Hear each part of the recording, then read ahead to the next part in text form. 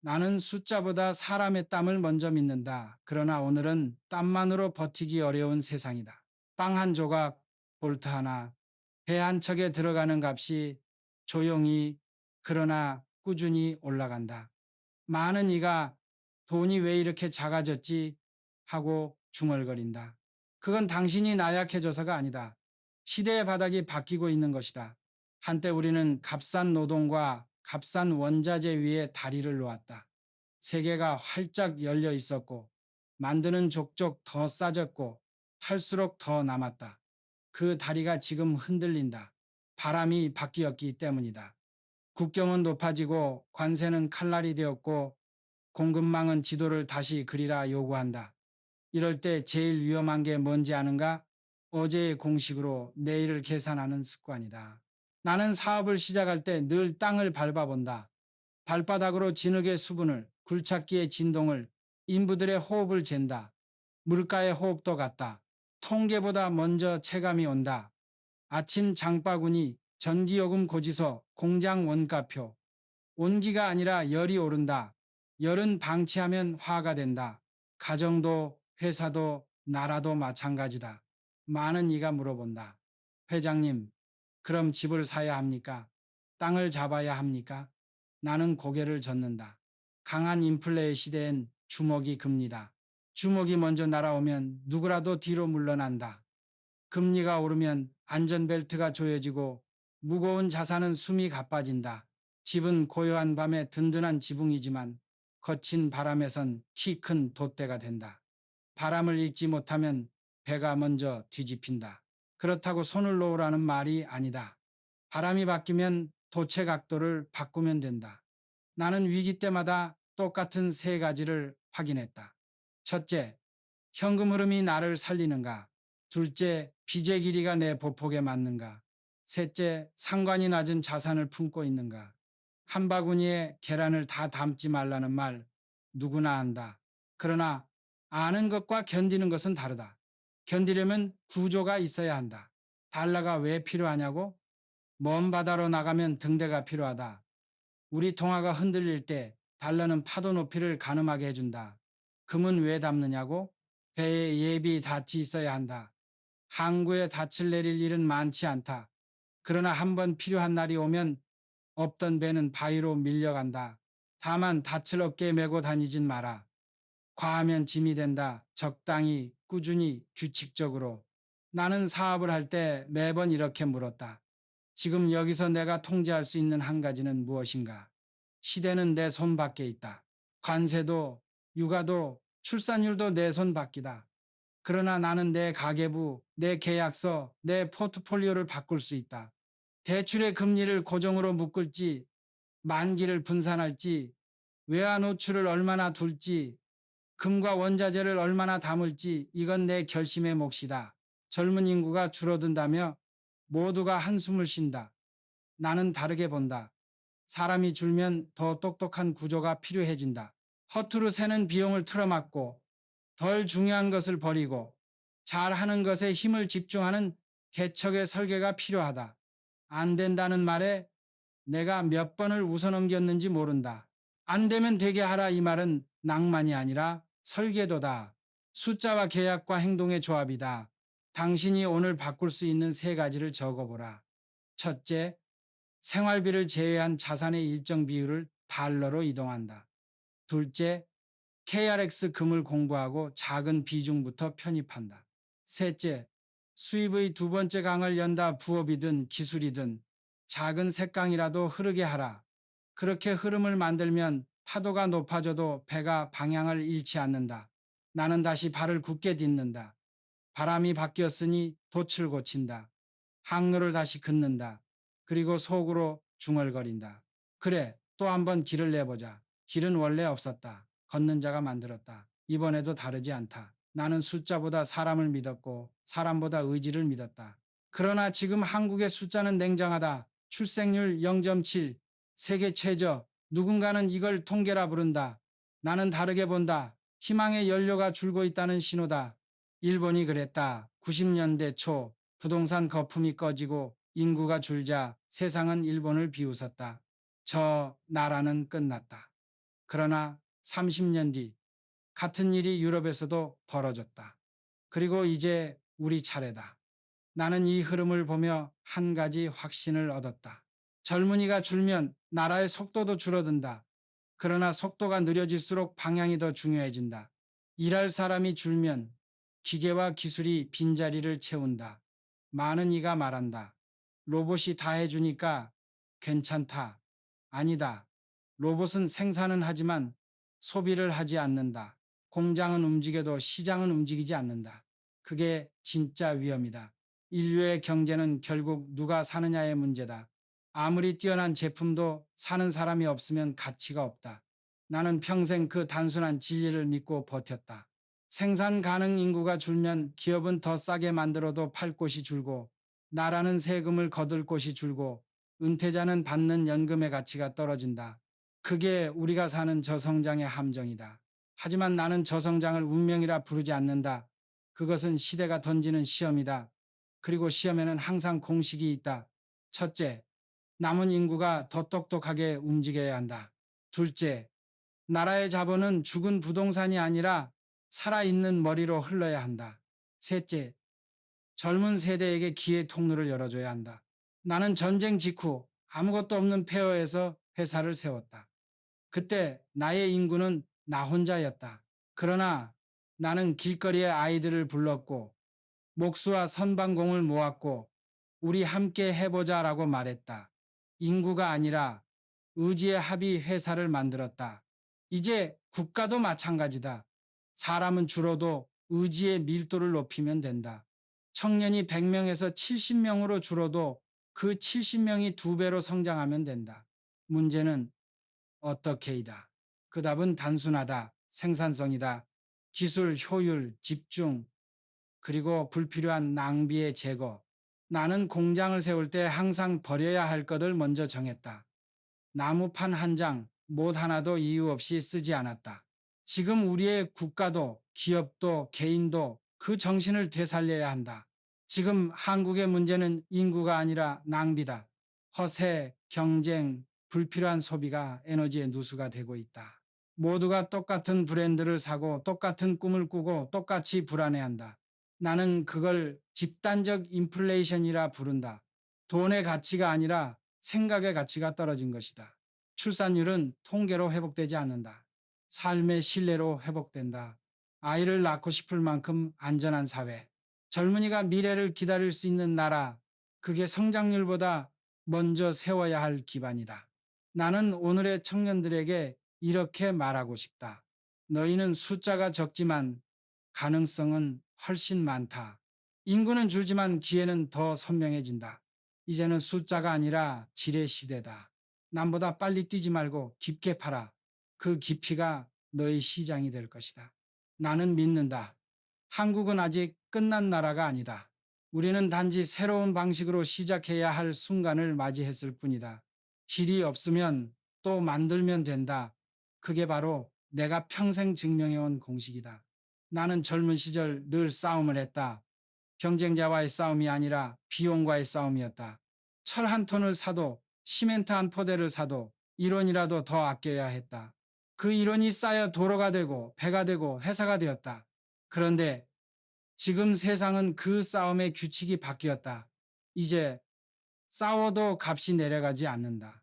노동도 원자재도 에너지마저도 비싸졌다. 한 세대 전 우리는 세계화의 바람을 타고 있었다. 값싼 인건비, 넉넉한 자원, 저렴한 운송비, 이 세 가지가 우리를 살렸다. 공장은 국경을 넘고 자본은 밤새 이동했다. 그 덕분에 커피 한 잔, 스마트폰 한 대, 비행기 한 좌석이 모두 싸게 느껴지던 시대가 있었다. 나는 그 시절을 기억한다. 세계가 하나의 공장 같았다. 그러나 지금은 다르다. 트럼프가 관세를 올리고 각 나라는 자국의 공장을 되찾기 시작했다. 누구도 이웃에게 맡기지 않는다. 모두가 자기만의 벽을 세운다.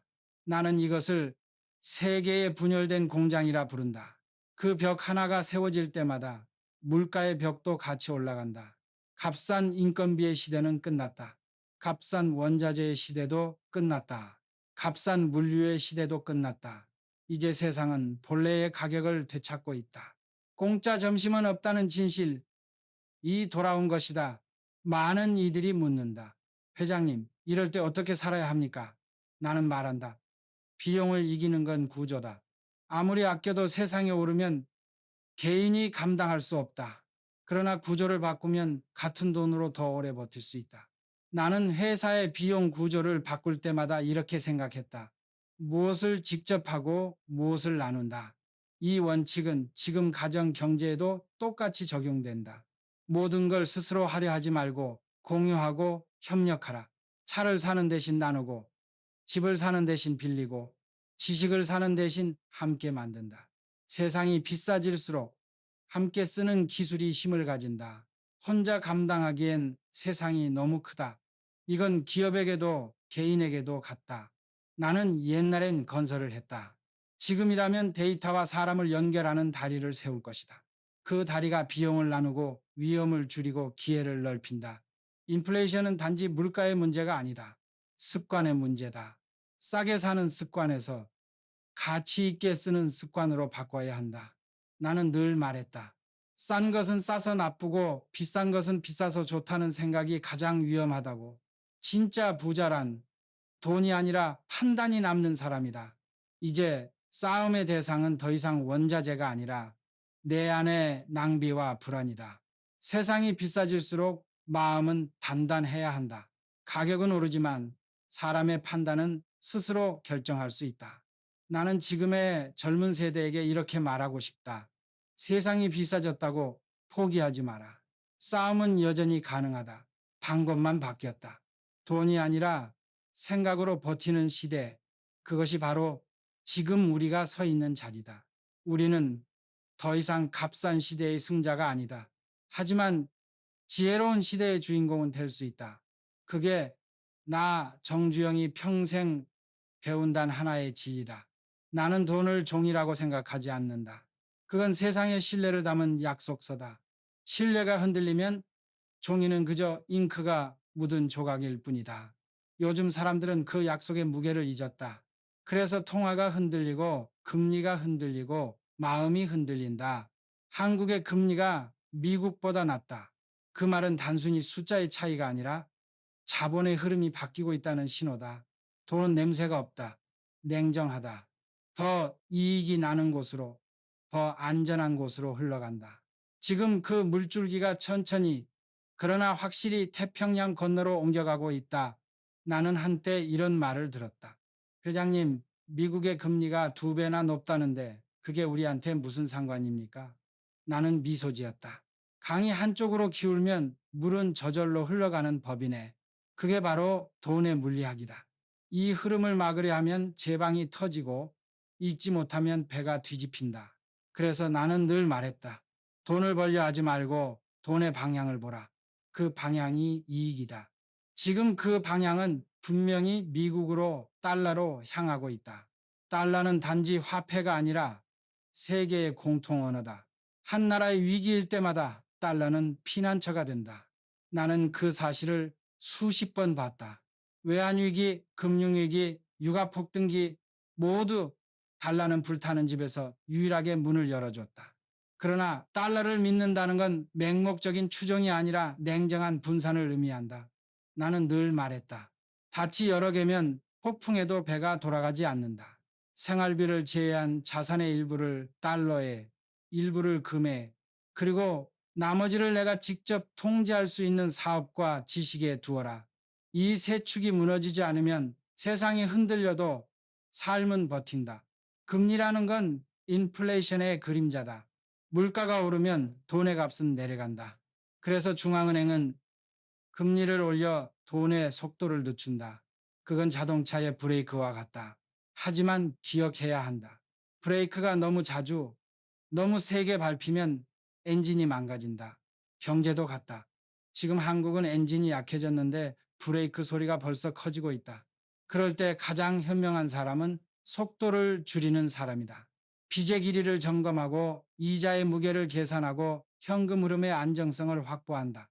나는 늘 직원들에게 말했다. 돈이 없어서 망하는 게 아니라 돈의 흐름이 끊겨서 망하는 거다. 그 흐름을 이어주는 것이 바로 금리 관리다. 내가 처음 회사를 세울 때 대출이자는 하늘 같았다.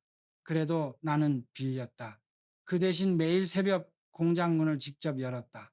이자는 노력보다 빨리 움직인다. 그래서 더 일찍 움직여야 했다. 그때 깨달았다. 돈은 나를 기다려주지 않는다. 내가 돈을 따라잡아야 한다. 지금 시대도 똑같다. 당신의 월급은 느리지만 금리와 물가는 빠르다. 따라서 살아남으려면 속도의 차이를 인식해야 한다. 늦게 움직이면 갚을 돈은 두 배가 된다. 빨리 판단하면 같은 돈으로 두 배의 시간을 산다. 나는 한 번도 돈을 두려워하지 않았다. 두려워하면 돈이 주인 된다. 하지만 존중하면 돈은 일꾼이 된다. 당신이 해야 할 일은 단 하나. 돈이 흘러가는 방향에 한 발 앞서 서는 것. 금리가 오를 때 사람들은 움츠러든다. 그러나 나는 그럴수록 기회가 보였다. 모두가 물러설 때 나는 시장을 본다. 왜냐하면 그때야말로 진짜 가치가 드러나기 때문이다. 돈의 무게는 늘 같지 않다. 그러나 돈의 원리는 언제나 같다. 흐름을 읽고 균형을 지키며 두려움보다 한 발 빠르게 움직이는 것. 그게 바로 이 시대를 사는 새로운 개척자의 법칙이다. 나는 젊을 때 금을 본 적이 없다. 그건 돈 많은 사람들만의 장난감이라 생각했다. 그러나 세월이 흐르고 세상이 몇 번 흔들리는 걸 본 뒤 깨달았다. 진짜 돈은 종이가 아니라 금 속에 있다. 불이 나도, 전기가 끊겨도, 시스템이 멈춰도 금은 여전히 가치를 가진다. 그건 사람의 신뢰가 아니라 시간의 신뢰로 움직이기 때문이다. 사람들은 금을 욕심으로 산다. 나는 금을 원칙으로 산다. 금은 오르내림을 즐기는 도박이 아니라 세상이 망가질 때 나를 지켜주는 마지막 문장이다. 내가 가진 것이 사라져도 최소한의 형태는 남아있다. 이건 단순한 투자 논리가 아니다. 생존의 구조다. 나는 항상 말했다. 금은 많이 가질 필요 없다. 하지만 반드시 조금은 가져야 한다. 그 이유는 단 하나다. 금은 불확실성의 보험이기 때문이다. 누구도 내일을 예측할 수 없지만 준비한 자만이 불안 속에서도 평온하게 잠든다. 요즘 사람들은 금을 사면서도 걱정한다. 부가세가 붙지 않나요? 거래가 복잡하잖아요. 나는 웃으며 답한다. 그게 바로 게으름의 세금이네. 공부하지 않는 자는 늘 비싸게 산다. 한국거래소의 KRX 금시장은 세상이 준 선물이다. 세금도 없고 실물로 찾지 않으면 비용도 없다. 이걸 모른 채 금방에서 사면 이미 15%는 손해보고 시작한다. 이 세상엔 두 부류의 사람이 있다. 정보를 사는 사람과 모르고 잃는 사람. 그만큼 중요한 게 있다. 그건 원자재다. 석유, 철강, 구리, 우리가 사는 모든 것의 뼈다. 나는 이걸 세상의 근육이라 부른다. 근육이 수축하면 세상이 병들고 근육이 팽창하면 세상이 움직인다. 그래서 나는 금과 원자재를 경제의 체온계로 본다. 온도가 오를 때는 신중하게, 떨어질 때는 조금씩 담아야 한다. 하지만 명심해야 한다. 금과 원자재는 중심이 아니라 균형의 일부다. 배의 중심에 엔진이 있듯 투자의 중심엔 현금 흐름이 있는 자산이 있어야 한다. 금은 정지되어 있지만 그 정지가 내게 시간을 벌어준다. 위기가 올 때마다 나는 금을 보며 마음을 다잡았다. 이건 나의 멈춤이자 나의 여유다. 세상은 변해도 원리는 같다. 모든 분은 순환 속에서 생기고 욕심 속에서 무너진다. 금은 순환의 속도를 늦추고 욕심의 불을 식히는 장치다. 그걸 모르고 전부를 걸면 금도 독이 된다. 나는 항상 10%의 원칙을 지켰다. 자산의 10%는 불확실성을 위한 금, 나머지는 확실성을 위한 일터와 아이디어에. 그게 나의 평생 공식이다. 나는 돈을 벌 때보다 돈을 지킬 때 더 배웠다. 돈은 떠나도 돌아온다. 하지만 믿음을 잃으면 아무것도 돌아오지 않는다. 금은 나에게 신뢰의 연습이었다. 오늘 금 한 돈을 사면서 나는 묻는다. 이건 투자인가 다짐인가? 대답은 늘 같다. 이건 다짐이다.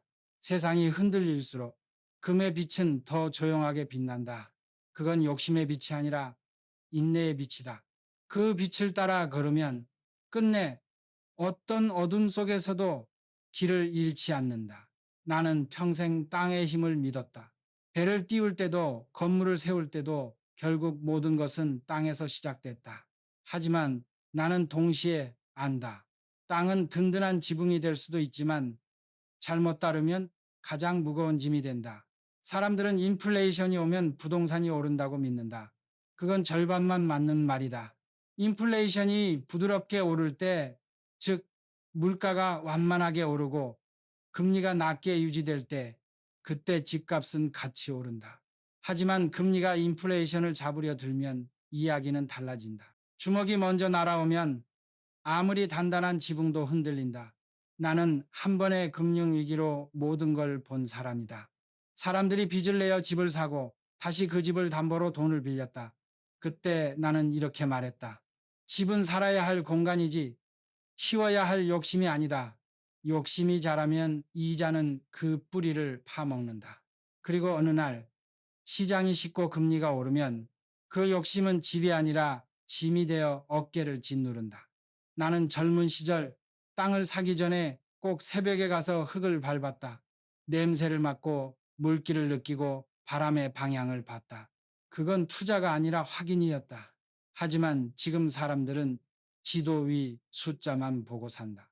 평당 가격, 전세가율, 청약 경쟁률 모두가 계산은 빠른데 감각은 멀어졌다. 부동산의 본질은 단 하나다. 그 땅이 사람의 삶을 품을 수 있느냐이다. 아무리 값이 오르더라도 그곳에서 웃음이 사라지고 불안이 쌓인다면 그건 부가 아니라 위험이다. 나는 부동산을 안전이라고 부르는 사람들에게 묻는다. 그 안전의 기준이 이율이냐, 마음이냐? 지금은 금리가 오르는 시대다. 안전은 숫자가 아니라 현금 흐름에서 나온다. 집은 돈을 내보내지만 수입을 가져오지 않는다. 그래서 지금 같은 시대에 집을 늘린다는 건 가계의 숨통을 스스로 조이는 일이다. 그렇다고 집을 사지 말라는 게 아니다. 사는 이유가 머물기 위해서라면 괜찮다. 하지만 오를 거라 믿고 사는 순간 당신은 이미 시장의 노예가 된다. 그때부터 당신의 하루는 집값의 그래프로 움직인다. 그건 자유가 아니라 속박이다. 나는 위기를 기회로 바꾸는 법을 안다. 모두가 부동산에 몰릴 때 나는 현금의 가치를 공부했다. 모두가 주식에 몰릴 때 나는 공장의 기계를 바꿨다. 돈이 흐르는 방향을 읽는 게 진짜 부자와 허상의 부자를 가르는 기준이다. 집은 사람을 보호해야 한다. 그런데 지금은 사람이 집을 지키느라 지친다. 퇴근 후 불 꺼진 거실에 앉아 뉴스 속 금리 인상 소식을 들으며 한숨 쉬는 사람들. 그들의 어깨엔 집 한 채가 아니라 두려움 한 채가 얹혀 있다. 그게 바로 내가 가장 경계하는 장면이다. 인플레이션 시대의 부동산은 심리의 온도계다. 모두가 불안하면 오르고 모두가 믿음을 잃으면 꺼진다. 이건 수요와 공급의 싸움이 아니라 심리와 신뢰의 싸움이다. 그래서 나는 말한다. 집을 살 때 세상보다 먼저 자신의 마음을 점검하라. 그 마음이 불안해서 출발했다면 그건 절대 당신의 편이 되지 못한다. 나는 마지막까지 이 원칙을 버리지 않았다. 부동산은 목적이 아니라 수단이다. 거기서 가족이 숨쉬고 사람이 꿈꾸면 충분하다. 돈은 벽에 묶어두는 게 아니라 움직이게 만들어야 세상이 넓어진다. 이제는 가진 것보다 유연한 것이 강하다. 집보다 지식이, 땅보다 흐름이, 벽보다 관계가 더 큰 자산이 되는 시대다. 나는 이 변화를 두려워하지 않는다. 왜냐면 길이 막히면 또 길을 내면 되니까. 그게 내가 평생 살아온 방식이다. 나는 평생 건설을 하며 배웠다. 세상의 모든 구조물은 균형으로 서 있고 균형을 잃으면 무너진다. 높은 빌딩도 거대한 교량도 하중이 한쪽으로 쏠리면 그곳부터 금이 간다. 사람의 인생과 자산도 다르지 않다. 균형이 무너지면 번영도 함께 무너진다. 많은 이들이 인생을 성공과 실패로 나눈다. 하지만 나는 그렇게 보지 않는다. 인생은 오르내림이 아니라 유지의 기술이다. 부자가 되려면 버는 법보다 지탱하는 법을 배워야 한다. 그게 바로 포트폴리오의 철학이다. 나는 늘 젊은이들에게 이렇게 말한다. 돈이란 한 군데에 오래 머무는 걸 싫어한다. 돈은 물과 같다. 흐르지 않으면 썩고 한쪽으로 쏠리면 터진다.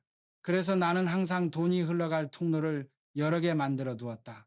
그걸 나는 인생의 생태계라 불렀다. 주식, 부동산, 현금, 금, 사업, 관계, 배움, 이 각각이 하나의 종이다. 종이 다양해야 생태계가 건강하듯 자산도 다양해야 위기에 살아남는다. 하나가 무너져도 나머지가 버텨준다. 이게 바로 내가 수없이 경험한 부의 면역 시스템이다. 나는 1970년대 석유 파동을 기억한다. 기름값이 폭등하고 세계가 흔들릴 때 많은 기업이 쓰러졌다. 하지만 현대는 버텼다. 왜냐하면 나는 이미 다양한 엔진을 돌리고 있었기 때문이다. 자동차, 조선, 건설, 중공업 하나가 흔들려도 다른 하나가 받쳐주었다. 그게 바로 포트폴리오의 힘이었다. 오늘날의 위기도 다르지 않다. 인플레이션, 금리, 환율, 기술의 변화, 그 어느 것도 한 방향으로만 움직이지 않는다. 그러니 당신의 인생도 한 가지 길에만 걸어선 안 된다. 월급만 믿는 인생은 한 줄짜리 코드로 짜인 프로그램과 같다. 작은 오류 하나의 시스템이 멈춘다. 나는 이런 말을 자주 한다. 포트폴리오란 결국 나 자신을 분산시키는 일이다. 돈만이 아니라 시간도, 감정도, 인간관계도 모두 한 곳에 몰리면 상처가 깊다. 누군가에게 모든 기대를 걸면 그 사람의 부재가 곧 삶의 공백이 된다. 돈도 그렇다. 하나의 자산군에 전부 걸면 시장의 변화가 곧 나의 파산이다. 그래서 나는 언제나 대체의 설계를 준비했다. 하나의 일거리가 멈추면 다른 일거리가 움직이게, 하나의 통장이 비면 다른 통장이 숨을 쉬게, 하나의 꿈이 깨지면 다른 꿈이 자라게. 그게 내가 지켜온 생태계의 법칙이었다. 많은 사람들은 이렇게 말한다. 회장님, 그렇게 여러 개를 하다 보면 집중이 안 되지 않습니까? 나는 고개를 젓는다. 집중이란 좁게 보는 게 아니라 전체를 잃지 않는 눈이야. 나는 늘 현장을 돌며 전체의 균형을 본다. 기둥 하나가 약하면 벽이 버티지 못한다. 그 균형을 잡는 게 리더의 일이고 개인의 자산에서도 똑같다. 오늘 당신의 자산이 모두 한 방향으로 움직이고 있다면 그건 성장처럼 보이지만 사실은 위험의 전조다. 주식이 오를 때 금은 쉬어야 하고 집값이 내릴 때 현금은 숨을 쉬어야 한다. 이 서로 다른 리듬이 당신의 생태계를 지킨다. 나는 매번 이런 질문을 던진다. 만약 내일 모든 게 멈춘다면 나는 일주일을 버틸 구조가 있는가? 그 대답이 예라면 당신은 이미 부자다. 돈이 많아서가 아니라 흐름이 설계되어 있기 때문이다. 인플레이션 시대의 진짜 부자는 많이 가진 사람이 아니라 흐름을 가진 사람이다. 흐름 있는 사람은 어떤 위기 속에서도 방향을 바꾼다. 그건 돈의 기술이 아니라 생존의 지혜다. 나는 오늘도 나 자신에게 묻는다. 내 생태계는 건강한가? 그리고 답한다. 아직 숨 쉰다면 괜찮다. 나는 작은 가게에서 출발했다. 자본도, 인맥도, 기술도 없었다. 하지만 나는 하나를 알고 있었다. 돈은 매출이 아니라 흐름이다. 흐름이 끊기면 아무리 매출이 많아도 버틸 수 없다. 요즘 한국의 골목은 조용하다. 간판은 많지만 불은 꺼져 있다. 사람들은 돈이 없어서 소비를 줄인다고 말한다. 그러나 진짜 이유는 다르다. 신뢰가 줄었기 때문이다. 미래에 대한 믿음이 사라지면 지갑도 닫힌다. 이건 단순한 경기 침체가 아니라 심리의 냉각기다. 나는 위기의 시대마다 같은 장면을 보았다. 거대 기업은 구조조정을 하고 작은 가게는 문을 닫는다. 하지만 어떤 사람들은 그 와중에도 살아남았다. 그들의 공통점은 단 하나, 흐름을 끊지 않았다는 것이다. 매출이 줄어도 관계를 유지했고 손해를 봐도 신뢰를 지켰다. 그 신뢰가 시간이 지나면 새로운 매출로 돌아왔다. 나는 사업을 이렇게 정의한다. 사업이란 돈을 버는 일이 아니라 신뢰를 쌓는 일이다. 신뢰가 있으면 돈은 다시 흐르고 신뢰가 끊기면 돈도 함께 끊긴다. 그래서 나는 위기 때마다 거래처부터 챙겼다. 이익보다 관계를 먼저 본 것이다. 작은 기업이 살아남으려면 세 가지를 기억해야 한다. 첫째, 속도를 줄이고 효율을 높여라. 지금의 시대는 더 벌기보다 덜 잃는 싸움이다. 둘째, 비용의 구조를 바꿔라. 임대료, 재고, 인건비 줄일 수 없다면 공유하라. 셋째, 고객의 목소리를 직접 들어라. 거대한 광고보다 진심 어린 대화 한마디가 훨씬 오래 간다. 나는 매일 새벽 거래처 사장들과 차를 마셨다. 그들은 자주 말했다. 회장님, 요즘 장사가 너무 어렵습니다. 나는 그들에게 이렇게 답했다. 장사는 원래 어렵네. 다만 살아남는 방식이 바뀔 뿐이지. 지금 세상은 기술과 자본보다 공감과 연결의 힘이 더 중요하다. 한 사람의 충성 고객이 10명의 광고보다 강하다. 사람은 이익으로 움직이지 않는다. 이해받는 것으로 움직인다. 그래서 나는 늘 고객의 불만을 두려워하지 않았다. 그건 나에게 성장의 좌표였기 때문이다. 그리고 무엇보다 중요한 건 현금 흐름의 호흡이다. 매출이 줄면 지출의 속도도 줄여야 한다. 나는 이렇게 말했다. 숨을 들이쉬는 만큼만 내쉬어라. 그게 기업의 생존법이다. 돈을 한꺼번에 쓰지 마라. 조금씩 꾸준히 예측 가능하게 써라. 그 일정한 리듬이 회사를 살린다. 많은 사장들이 이윤율에 집착한다. 그러나 나는 이윤보다 지속성을 봤다. 단기 이익은 불꽃처럼 타오르지만 흐름은 강물처럼 끝없이 간다. 불꽃은 화려하지만 강물이 세상을 살린다. 나는 지금도 작은 기업들이 희망이라고 믿는다. 큰 배가 뒤집힐 때 작은 배는 방향을 바꿀 수 있다. 유연함이 곧 생존이다. 그리고 그 유연함의 중심엔 언제나 사람이 있다. 기계도 인공지능도 결국 사람의 마음을 대신할 수 없다. 나는 오늘의 자영업자들에게 이렇게 말하고 싶다. 당신의 가게가 작다고 두려워하지 마라.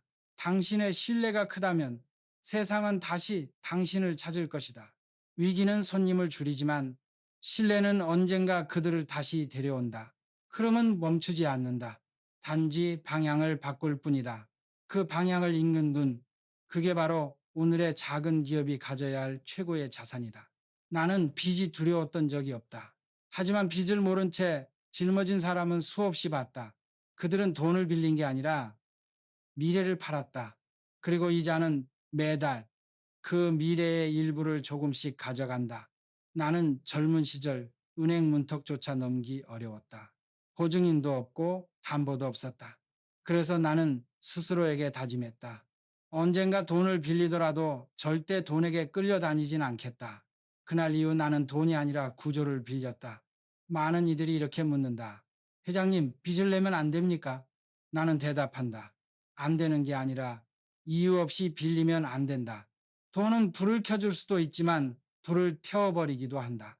불을 다룰 줄 아는 사람만이 따뜻함을 얻는다. 나는 빚을 셋으로 나눈다. 첫째, 살기 위한 빚. 둘째, 일을 키우기 위한 빚. 셋째, 욕심을 위한 빚.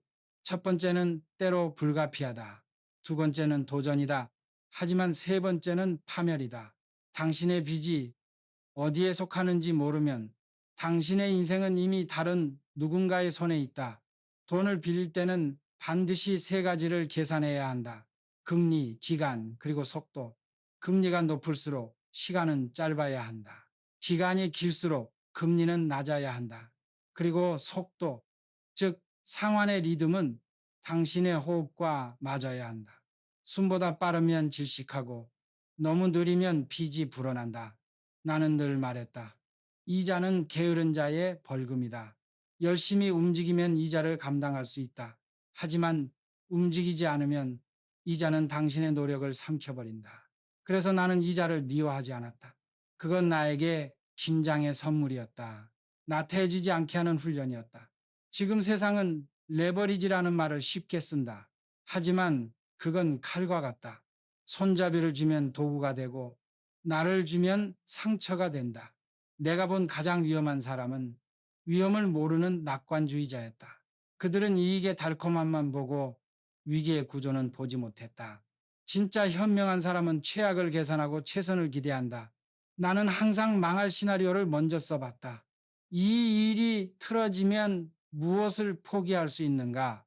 그 답이 없다면 나는 시작하지 않았다. 그게 나의 생존법이었다. 요즘 많은 이들이 말한다. 회장님, 금리가 너무 높아요. 나는 고개를 끄덕인다. 그래, 그렇다면 네 인생의 속도를 낮추면 된다. 빚의 세상에서는 속도가 생명이다. 빨리 벌지 못하면 천천히 써야 한다. 그 간단한 원리를 모르면 아무리 돈을 벌어도 남는 게 없다. 나는 위기 때마다 이렇게 생각했다. 위험은 피할 수 없지만 지도는 그릴 수 있다. 그 지도가 바로 리스크 맥 리스크이다. 내 자산이 어디에 묶여 있고 내 빚이 어디서 생겼고 내 수입이 얼마나 예측 가능한지 이걸 표로 그려보라. 눈으로 보면 두려움이 줄고 보이지 않으면 공포가 커진다. 이건 부자의 습관이 아니다. 살아남는 사람들의 언어다. 나는 수십 번의 위기 속에서 그걸 배웠다. 돈은 늘 움직이지만 두려움은 언제나 사람 안에 머문다. 두려움을 없애는 유일한 방법은 그걸 구체적으로 적어보는 것이다. 나는 오늘도 스스로에게 묻는다. 지금 내 인생의 위험은 어디에 있는가? 그 질문이 두렵다면 아직 준비가 덜 된 것이다. 그 질문이 명확하다면 당신은 이미 절반은 이긴 것이다. 돈은 언제나 위험을 품고 있다. 하지만 그 위험을 이해하는 순간 그건 더 이상 적이 아니다. 그건 당신의 선생이 된다. 나는 위기마다 배웠다. 돈은 나를 시험했고 나는 결국 그 시험에서 침착함의 점수를 받았다. 나는 오랫동안 돈의 흐름을 지켜봤다. 돈은 사람처럼 나이를 먹는다. 어릴 때는 빠르게 움직이고 나이가 들면 느려진다. 지금 한국의 돈은 바로 그 중간쯤에 있다. 아직 뜨겁지만 곧 식을 시기다. 지금 한국에는 연못 속 고래가 있다. 그 고래의 이름은 국민연금이다. 매달 9%씩 들어오던 돈이 이제 13%로 늘어난다. 그건 단순한 세금이 아니다. 국가가 강제로 만드는 거대한 저축의 강이다. 이 강이 제대로 흐르면 나라의 미래는 살아난다. 하지만 그 물이 다시 시멘트와 부동산에 갇히면 그건 또 하나의 늪이 된다. 나는 젊은 시절 자금이 돌지 않아 회사를 세우기도 전에 망할 뻔했다. 그때 배운 게 있다. 돈은 쓰여야 산다. 쌓아두면 녹슬고 흘려보내면 일한다. 지금 국가의 돈도 마찬가지다. 이 거대한 연금의 강을 청년의 아이디어로 흘려보내야 한다. 새로운 기술, 새로운 시장, 새로운 산업, 이게 흘러야 7년의 황금기가 온다. 나는 위기의 시대마다 기회라는 단어를 가장 먼저 떠올렸다. 모두가 불안해할 때 누군가는 새로운 길을 낸다. 그 길은 자금이 아니라 용기와 구조의 결합에서 나온다. 지금 한국의 기업과 개인에게 필요한 건 돈이 아니라 흐름의 설계자다. 돈이 도는 방향을 바꾸면 국가의 운명도 바뀐다. 나는 그것을 수없이 보았다. 1970년대 중동 건설붐 때 우리의 땀과 기계가 사막을 움직였고 그 돈이 다시 산업으로 돌아와 한국을 세웠다. 그건 돈이 아니라 의지의 순환이었다. 이제는 또 다른 순환이 필요하다. 이번엔 시멘트가 아니라 데이터와 창의력의 순환이다. 젊은 세대에게 투자하고 작은 혁신에 돈을 흘려보내야 한다. 그들이 실패하더라도 그 실패 속에서 새로운 구조가 태어난다. 나는 실패를 두려워하지 않았다. 실패는 방향을 바꾸는 신호일 뿐 종착점이 아니다. 이 7년 한국의 자본은 아직 따뜻하다. 하지만 그 시간이 지나면 우리의 인구와 생산성이 함께 식는다. 이제는 마지막 기회다. 이 자본의 온기를 건물이 아니라 사람에게 쏟아야 한다. 그게 바로 내가 평생 외쳐온 말이다. 사람이 곧 자산이다. 나는 거대한 계획보다 작은 실행의 힘을 믿었다. 100일 그건 짧지 않다. 매일 1%씩 변하면 100일 뒤엔 전혀 다른 사람이 된다. 나는 인생의 어느 시점이든 위기를 느낄 때마다 100일 작전을 세웠다. 지금 가진 돈, 시간, 체력, 관계를 다시 점검하고 하루에 한 가지라도 행동했다. 그건 마케팅 계획이 아니라 생존의 훈련이었다. 당신의 100일 계획은 이렇게 시작된다. 첫 10일 돈의 흐름을 기록하라. 무엇이 들어오고 어디로 새는지 적어라. 다음 20일 불필요한 소비를 멈춰라. 당신의 지출에는 항상 감정이 숨어 있다. 그 감정을 직면하라. 그 다음 30일 새로운 수입의 강을 하나 열라. 크든 작든 상관없다. 블로그 한 줄, 강의 한 시간, 아이디어 하나, 그게 시작이다. 그 흐름이 당신을 구한다. 마지막 40일 배우고 나누라. 책을 읽고 사람을 만나고 실패를 기록하라. 그건 지식의 축적이 아니라 경험의 내면화다. 나는 평생 거대한 회사를 운영했지만 모든 변화는 늘 작은 100일에서 시작됐다. 첫 삽을 뜨고 첫 거래를 맺고 첫 계약을 따냈을 때 그 모든 게 100일의 집중이었다. 인생의 기적은 큰 결심이 아니라 작은 습관의 연속이다. 당신이 100일을 바꿀 용기가 있다면 세상은 그 다음 10년을 바꿔줄 것이다. 나는 인생 후반부에 자주 들었다. 이제는 너무 늦지 않습니까? 나는 그때마다 웃었다. 길이란 걷는 사람이 만들지 않았던가. 나는 60대에 조선을 시작했고 70대에 해외를 개척했다. 사람들은 불가능이라 했지만 불가능이란 말은 게으른 자가 만든 핑계였다. 나는 끝까지 믿었다. 세상에 늦은 시작은 없다고. 늦은 건 시계가 아니라 마음이다. 마음이 닫히면 인생도 멈춘다. 하지만 마음이 열리면 새로운 길은 언제든 열린다. 오늘날 많은 이들이 인플레이션 고금리 저성장을 두려워한다. 하지만 나는 그것을 시대의 경고음으로 듣는다. 이제 구조를 바꿀 때가 왔다.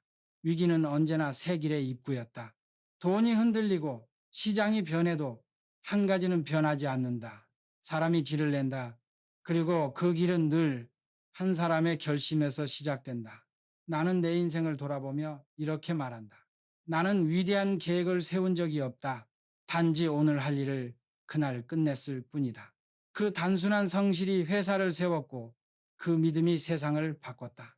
이제 나는 당신에게 그 말을 남기고 싶다. 세상이 두렵더라도 한 걸음 내디더라. 돈의 원리를 아는 사람은 계산으로 움직이지만 삶의 원리를 아는 사람은 믿음으로 움직인다. 당신이 믿는 만큼 세상은 열린다. 그 믿음이 바로 진짜 자본이다. 그래서 나는 오늘도 말한다. 안 되면 되게 하라. 그 말은 단순한 의지의 구호가 아니라 시대를 이기는 방법이었다.